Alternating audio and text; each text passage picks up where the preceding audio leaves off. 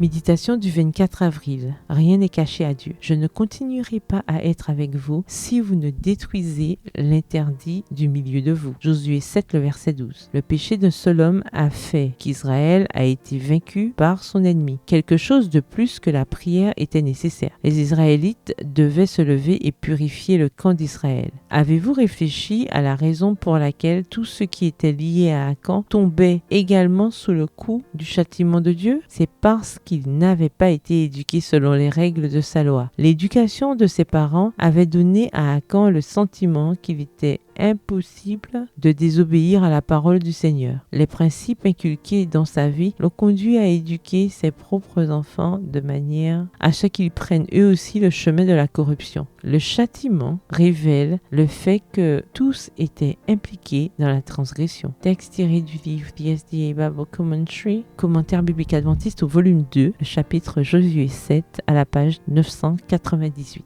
L'histoire d'Akan enseigne une leçon solennelle. Pour le péché d'un seul homme, le mécontentement de Dieu reposera sur un peuple ou une nation jusqu'à ce que la faute soit extirpée et punie. Le péché porte en lui la corruption. Un homme atteint d'une lèpre mortelle peut communiquer son mal à des milliers de personnes. En tant que gardien du peuple, ceux qui occupent des postes à responsabilité manquent à leur devoir s'ils n'éradiquent pas fidèlement le péché et ne le réprouvent pas. L'amour de Dieu ne conduira jamais à minimiser le péché. Jamais il ne couvrira ni n'excusera un tort non confessé. Tous nos actes, toutes nos pensées et tous nos sentiments sont concernés. Celui qui nous suit a un impact sur chaque action secrète. L'indulgence pour le péché pousse les êtres humains à prendre la loi de Dieu à la légère. Beaucoup cachent leur transgression à leurs semblables et imaginent que Dieu ne sera pas strict contre l'iniquité. Mais sa loi est la grande norme de la justice. Et chaque acte de la vie sera indexé à elle. Le jour où Dieu amènera toute œuvre en jugement, ainsi que toute chose secrète, bonne ou mauvaise. La pureté du cœur conduira à la pureté de la vie. Toutes les excuses au péché sont vaines. Qui peut plaider pour le pécheur quand Dieu témoigne contre lui? Texte tiré du livre The SDA Bible Commentary, commentaire biblique adventiste, à la page 996. Bonne soirée, que l'Éternel vous bénisse.